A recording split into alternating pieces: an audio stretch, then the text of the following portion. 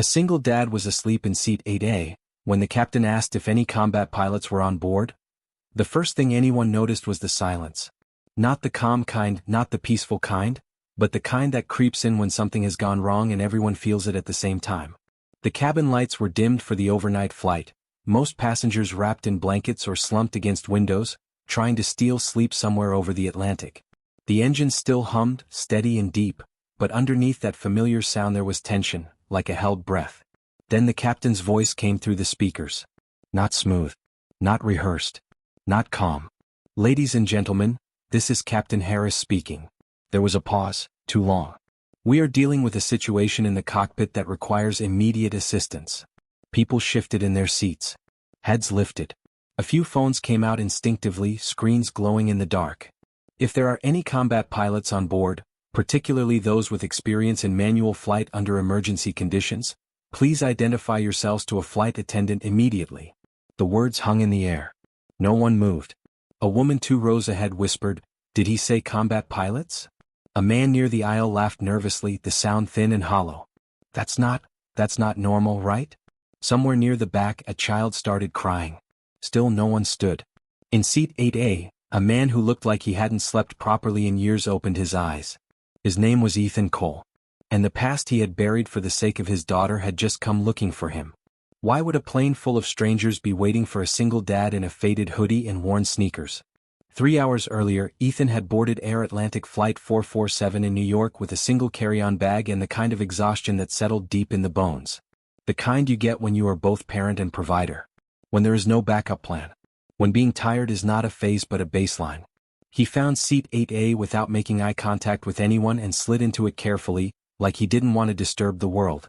The man beside him, young, earbuds in, eyes already closed, didn't notice. That was fine. Ethan wasn't there to talk.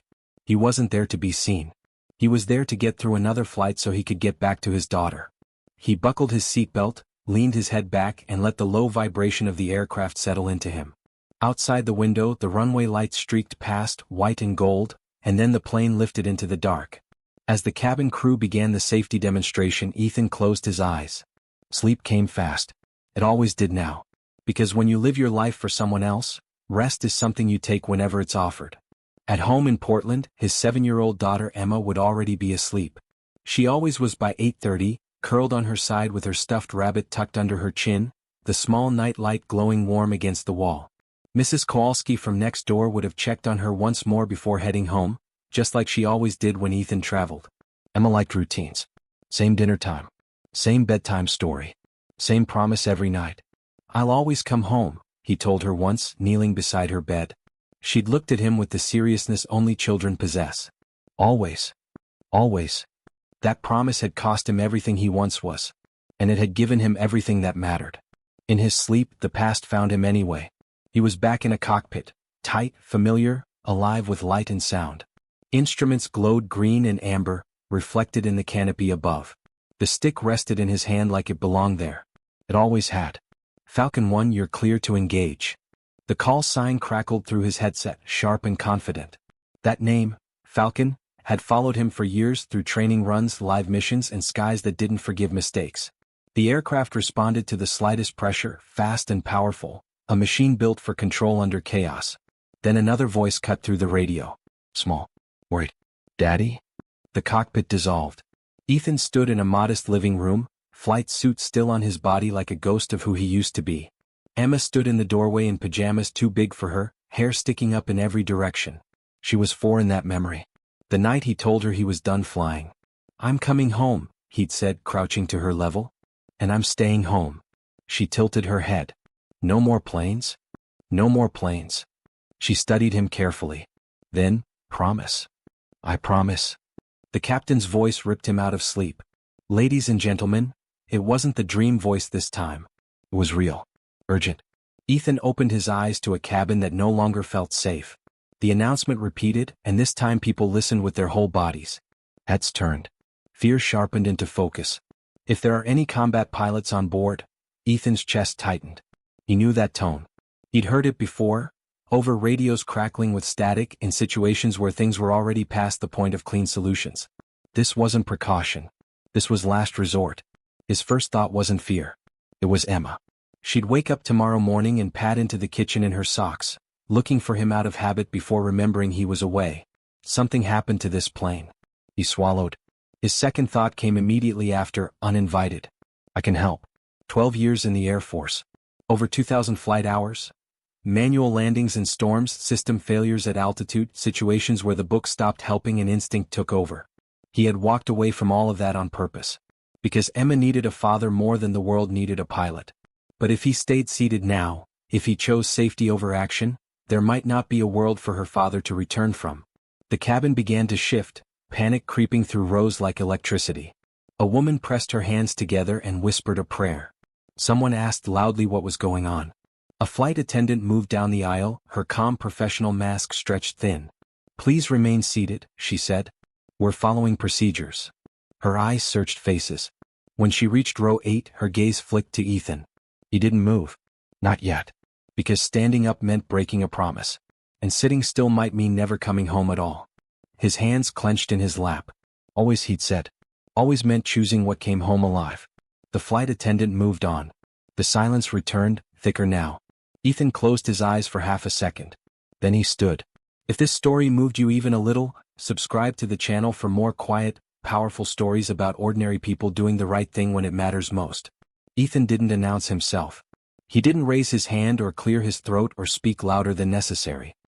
He simply stepped into the aisle, steadying himself as the aircraft rocked gently beneath his feet. The flight attendant, her name tag read Clara Bennett, noticed immediately. Yes, she said, her voice composed but edged with strain. I was a fighter pilot, Ethan said quietly. Air Force. Retired. A ripple moved through the nearby rows. Heads turned. Someone muttered, Is he serious? Clara studied him carefully. In the dim cabin light he didn't look like much. Late 30s, maybe early 40s. Stubble on his jaw. A hoodie that had seen too many washes. The kind of man people pass every day without remembering. You're saying you have military flight experience? She asked. Yes. How long ago? 3 years. Do you have credentials with you?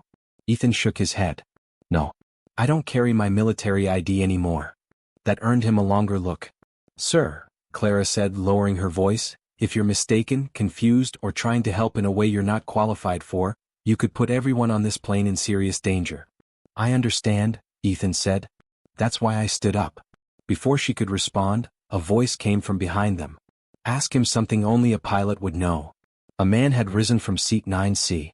He was broad-shouldered, gray at the temples, posture straight in a way that never really fades. Name's Marcus Webb, he said. Former Army. Flew alongside Air Force units overseas. If he's bluffing, it'll show fast. Clara hesitated only a moment before nodding. All right. Marcus didn't waste time. What aircraft? F-16 Viper. Call sign. Falcon. How many flight hours? 2,000 give or take. Marcus's eyes sharpened. Hydraulic failure at altitude. Walk me through first response. Emergency power unit, Ethan said immediately. Switch to manual reversion. Reduce aggressive inputs. Fly smooth. Preserve what you have. Marcus watched him for several seconds, then turned to Clara. He's real. The cabin seemed to exhale. Clara nodded once. Come with me. The cockpit door opened to a different world. Dim light. Blinking warnings. The quiet intensity of controlled crisis. Captain Harris sat slumped in the left seat, pale and barely responsive. A woman in a white coat knelt beside him. Stroke, she said quickly. Mild, but he's incapacitated. The first officer, Daniel Miller, looked barely 30. His hands were tight on the controls, knuckles white. Who's this? Miller asked. Former fighter pilot, Clara said. Verified. Miller looked at Ethan like a drowning man looks at a rope. What's happening? Ethan asked, already scanning instruments. Hydraulics, Miller said. We lost primary control. Autopilot dropped. We're flying manually. Ethan nodded. He could feel it, the subtle unevenness, the corrections lagging behind input.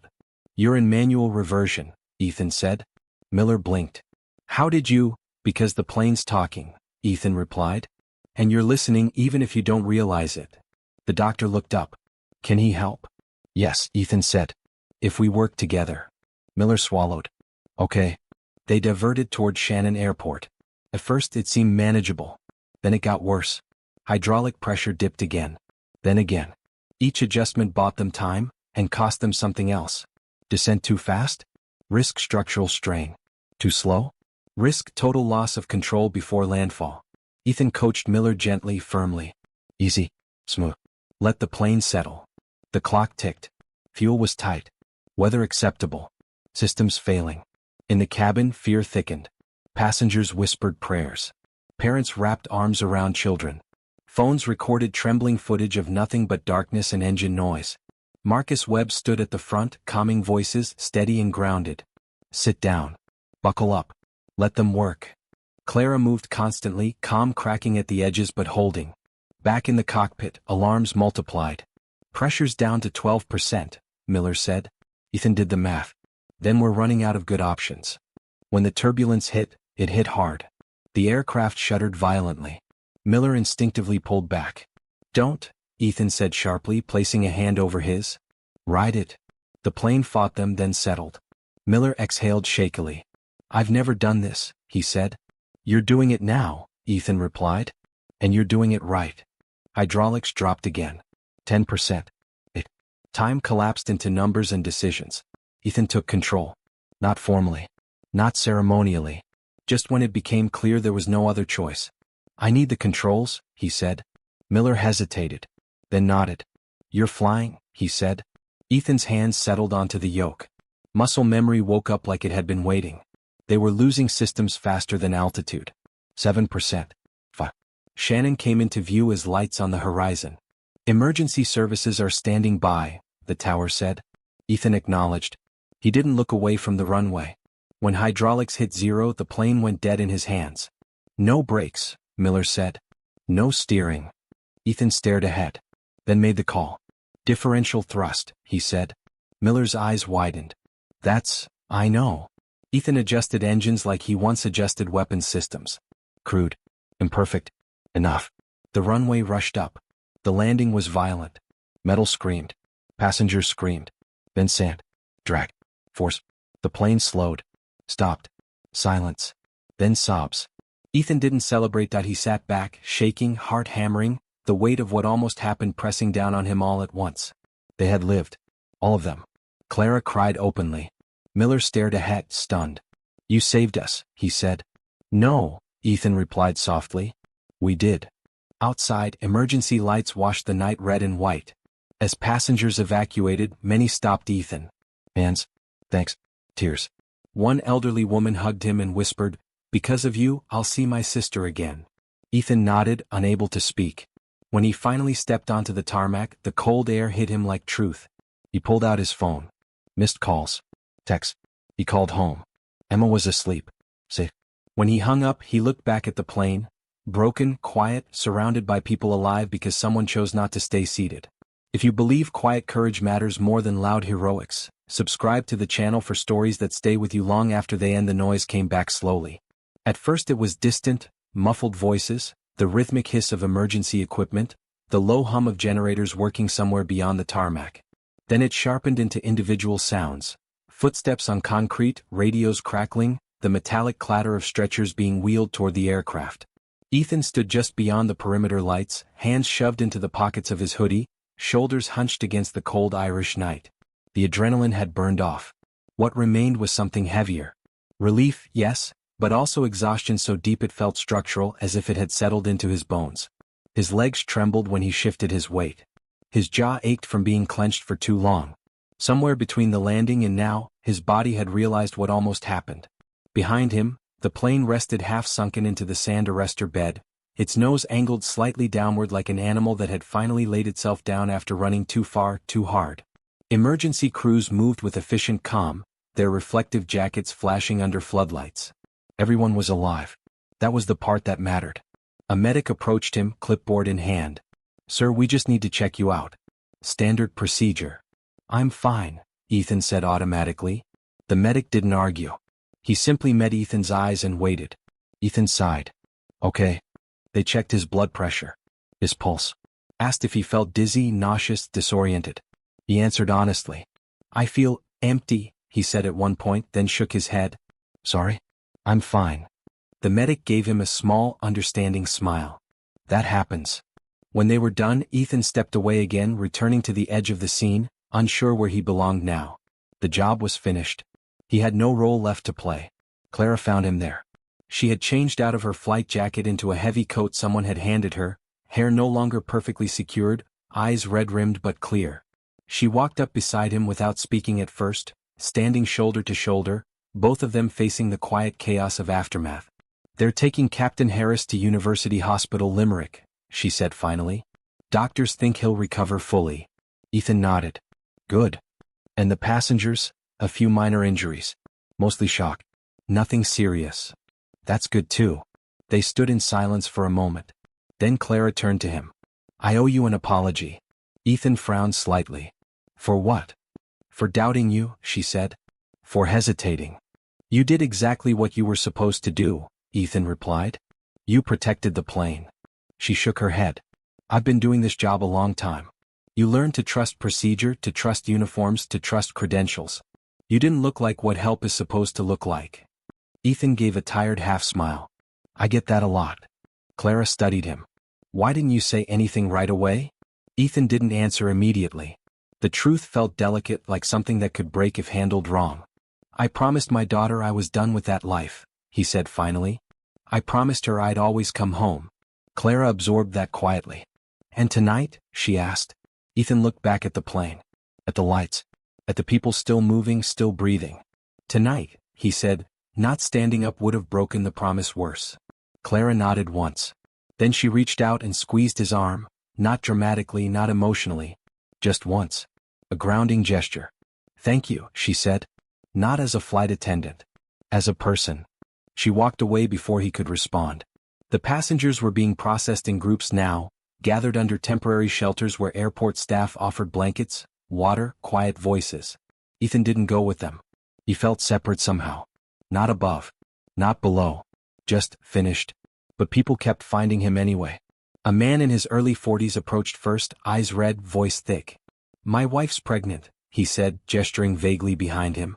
"We were flying in for a scan tomorrow." "Thank you." Ethan nodded.